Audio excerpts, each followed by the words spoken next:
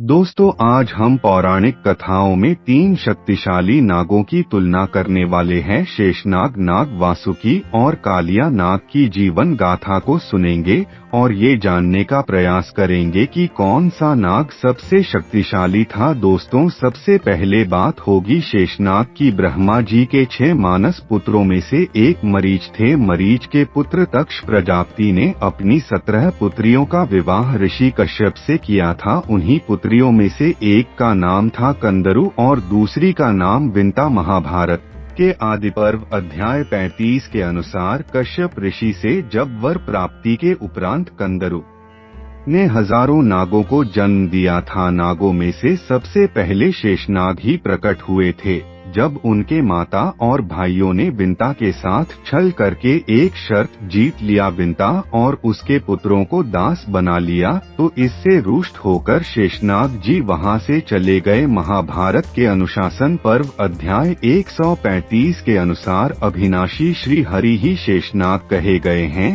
पूर्व काल में देवताओं ने भगवान गरुण जी से अनुरोध किया कि हमें शेषनाग का अंत दिखा दीजिए। तब कश्यप पुत्र गरुण अपनी सारी शक्ति लगाने के बाद भी परमात्मा देव अनंत का अंत न देख सके। भगवान शेषनाग बड़े आनंद के साथ सर्वत्र विचरते हैं और समस्त पृथ्वी को अपने विशालकाय शरीर से बांधकर आलिंगन पास करती हुए पाताल लोक में निवास करते हैं। शेषनाग विष्णु जी के सेवक हैं।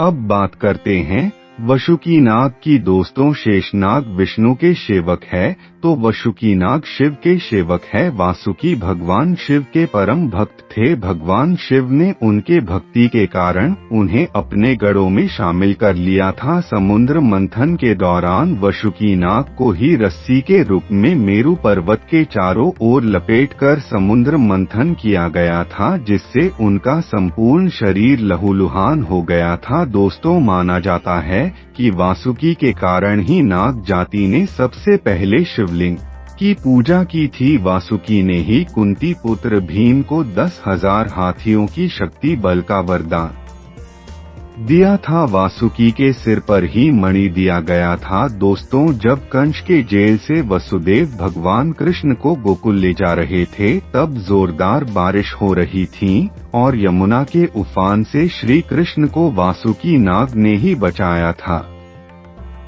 दोस्तों, बात करते हैं कालिया नाग की। कालिया नाग कंदरु माता के पुत्र थे और नाग जाति के राजा थे। कालिया नाग पहले रमनदीप में निवास करते थे, लेकिन पक्षीराज गरुण से बैर हो जाने के कारण यमुना जी के कुंड में छुपकर रहने लगे थे। दोस्तों, ऐसा माना जाता था कि यमुना जी का यह कुंड, क्योंकि एक दिन इसी कुंड में जोधातुर गरुण ने ऋषि सौंभर के मना करने के बावजूद भी एक मत्स्य को बलपूर्वक पकड़ रखा था। इसलिए ऋषि सौंभर ने श्राप दिया था कि गरुण कभी भी इस कुंड में मछलियों को खाने आएंगे तो अपना प्राण खो बैठेंगे। कालिया नाग यह बात जानते थे, इसीलिए इस यमुना जी के उस कुंड में रहने लगे थे। दोस्तों, शेषनाग, वसुकी नाग, कालिया नाग में से कौन सा सर्प सर्वश्रेष्ठ है,